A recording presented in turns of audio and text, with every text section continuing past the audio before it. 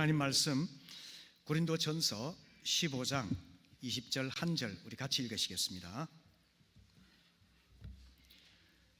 시작.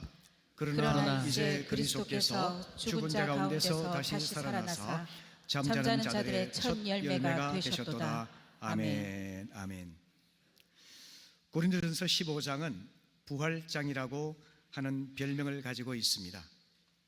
이 장에서 사도 바울은 예수 그리스도의 부활이 성경적인 증거를 갖고 있고 또 부활의 증인들이 확실하게 그 사실을 증언한다는 것을 논증하고 있습니다.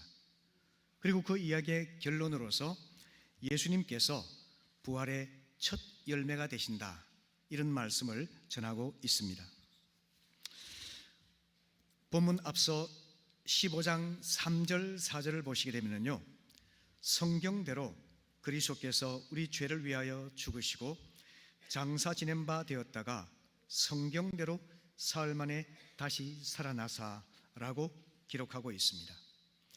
예수의 부활은 우연한 사건이 아닙니다. 또 제자들이 지어낸 헛된 이야기가 아닙니다. 예수의 부활은 인간의 죄를 용서하시고 구원하시기 위해서 하나님께서 계획하신 섭리를 이루는 과정인 것입니다. 그래서 부활은 성경에 이미 약속해 주신 것입니다. 우리 주님께서도 친히 성경에 예언한 대로 당신께서 고난받고 죽으시고 부활하실 것을 미리 알려주셨습니다. 마태복음 16장 21절 말씀, 이때로부터 예수 그리스도께서 자기가 예루살렘에 올라가 장로들과 대제사장들과 서기관들에게 많은 고난을 받고 죽임을 당하고 제3일에 살아나야 할 것을 제자들에게 비로소 나타내셨더라 말씀하고 있습니다. 이처럼 예수님의 죽음과 부활은 인류의 구속을 위한 하나님의 계획 속에 있었고 하나님의 예언이 성취된 결과인 것입니다. 뿐 아니라 예수의 부활에 대해서는 헛한 증인들이 그 사실을 증거하고 있습니다.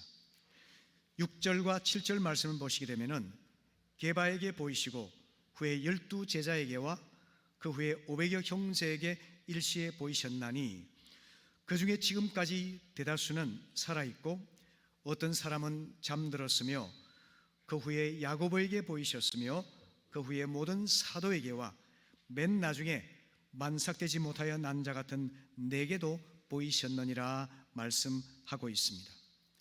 주님께서는 개인적으로는 베드로에게 나타나셨습니다. 12 제자에게 단체로 나타나셨습니다. 그리고 500여 형제들에게는 집단적으로 살아나심을 보이셨습니다. 그리고 뿐만 아니라 예수의 부활을 목격하고 경험한 사람들이 대부분 현재 살아있기 때문에 없는 이야기를 지어내서 말할 수는 결코 없는 것이죠. 무엇보다 야고보의 이름이 등장하는데요, 이 야고보는 예수님의 동생입니다.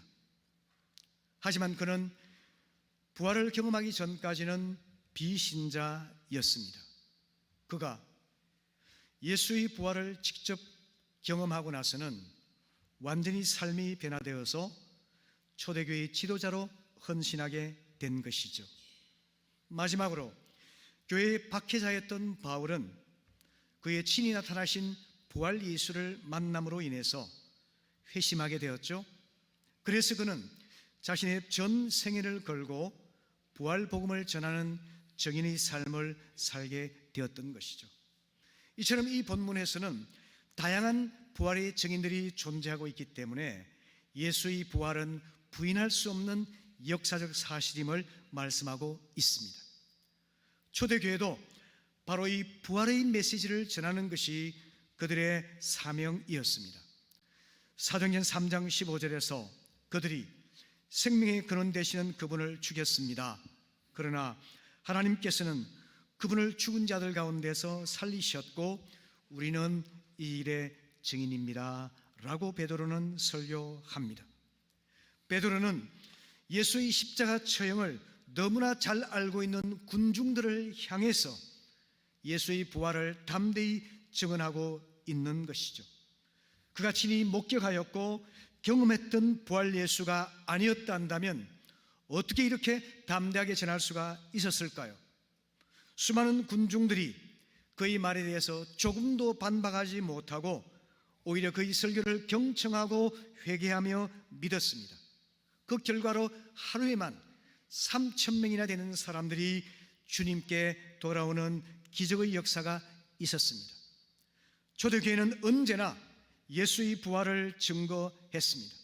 만일에 그릇된 정보에 근거한다면 그렇게 담대하게 전할 수가 있었을까요?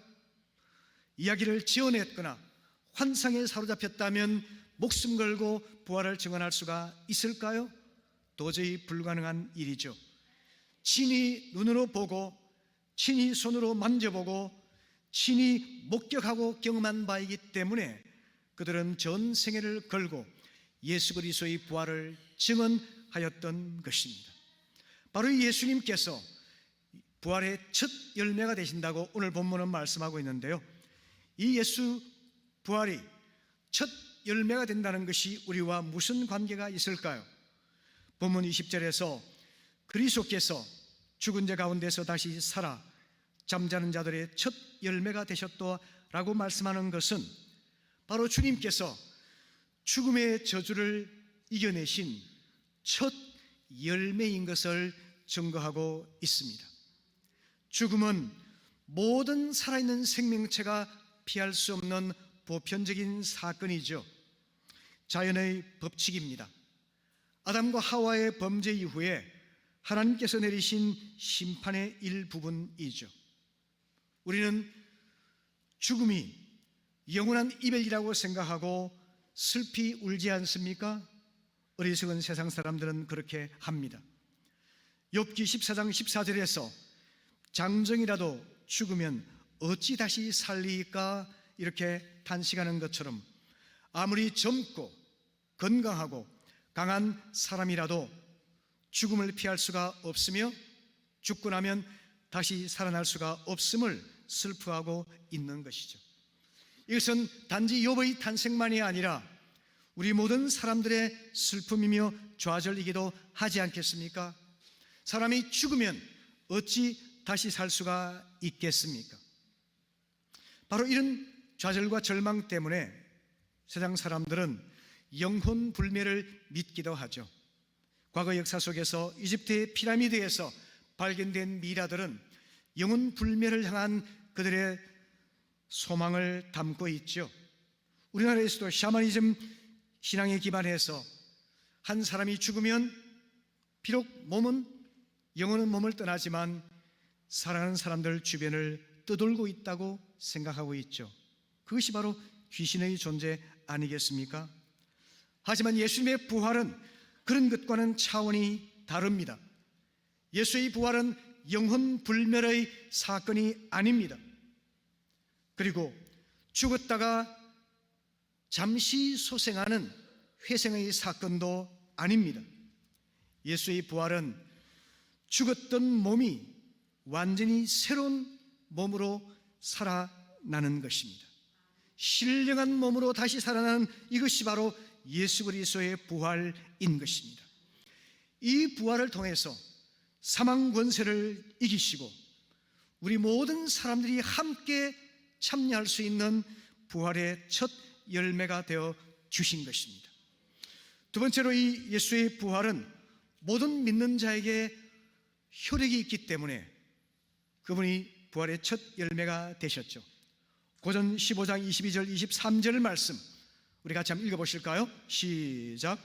아담 안에서 모든 사람이 죽은 것 같이 그리스도 안에서 모든 사람이 삶을 얻으리니 그러나 각각 자기 차례대로 되리니 먼저는 첫 열매인 그리스도요 다음에는 그가 강림하실 때에 그에게 속한 자요. 아멘. 아멘. 각각 자기 차례대로라고 하는 이 말씀을 통해서 우리는 부활에도 영적인 질서가 있고 순서가 있음을 깨닫게 됩니다. 예수님이 먼저 죽음의 권세를 이기시고 부활하셨습니다. 그리고 예수님이 계실 때에 그분을 믿었던 사람들이 두 번째로 부활에 참여한다고 그랬습니다. 세 번째로 역사적인 삶 속에서 예수 그리스도를 영접하여 하나님의 자녀가 된 사람들이 그 부활의 은혜를 누릴 수 있게 된다고 말씀하고 있습니다. 이처럼 예수님의 부활은 그를 믿는 모든 사람들에게 동일하게 적용될 수가 있기 때문에 그분이 첫 열매가 되고 우리 또한 부활의 열매를 누릴 수가 있게 된다는 것입니다.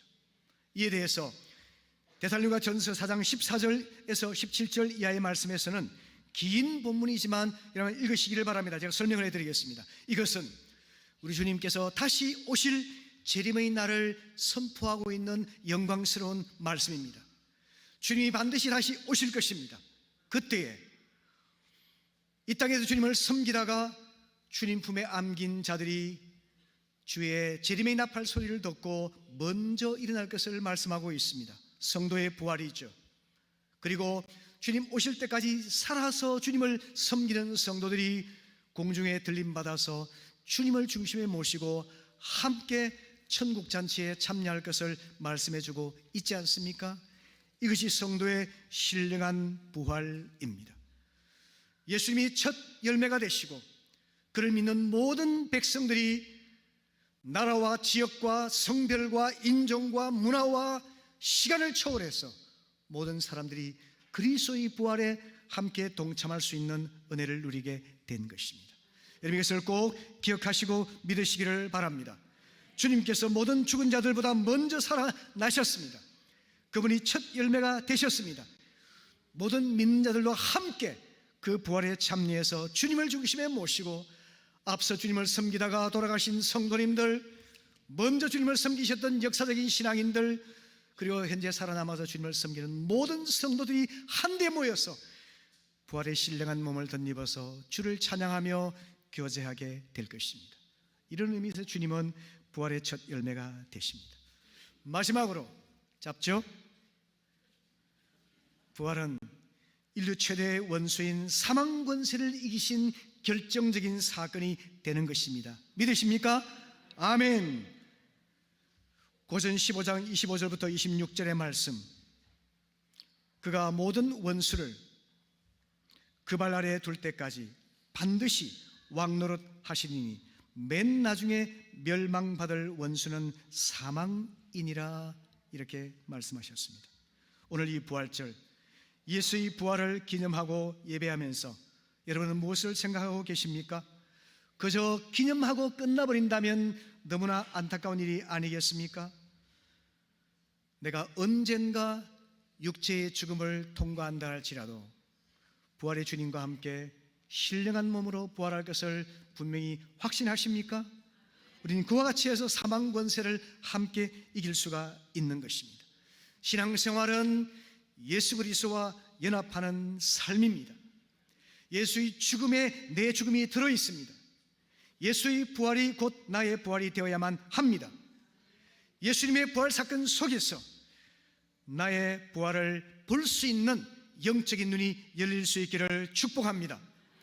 주님께서 나사로를 다시 살리실 때 마르다에게 이런 말씀하셨죠. 요한복음 14장 25절부터 26절 말씀 우리 같이 읽어보실까요? PPT에 없는 것은 믿음의 눈으로 열어보시길 바랍니다. 나는 부활이요 생명이니 나를 있네요. 시작. 나는 부활이요 생명이니 나를 믿는 자는 죽어도 살겠고 무릇 살아서 나를 믿는 자는 영원히 죽지 아니하리니 이것을 내가 믿느냐. 아멘. 아멘. 주님의 이 마지막 말씀이 중요합니다. 이것을 내가 믿느냐라고 말씀하고 있습니다. 이것은 무슨 의미일까요? 여러분, 주님께서 부활하셨음을 믿는 것이 부활의 역사성입니다. 주님은 또다시 우리에게 질문하십니다. 이것을 내가 믿느냐, 이 말은 부활의 실존성을 말합니다. 그 부활이 나의 부활이 되고 있느냐 이거죠. 내가 주님과 함께 부활에 연합하여서 신령한 몸으로 부활될 것을 믿는 실존적인 믿음이 있느냐라고 주님께서 질문하고 계십니다. 성도 여러분, 오늘 이 아침 우리 주님께서 죽음을 깨치고 부활하신 부활의 역사성을 갖게 되기를 바랍니다. 나아가서 그 주님의 부활에 내가 연합하여서 나도 함께 부활할 것을 믿는 부활의 실존성, 실존적인 믿음을 소유할 수 있기를 바랍니다. 그래서 주님이 언제 오시든지 간에 주와 함께 연합하여 영원한 하나님 나라에서 영생하는 영생의 백성으로 살아갈 수 있기를 축복합니다.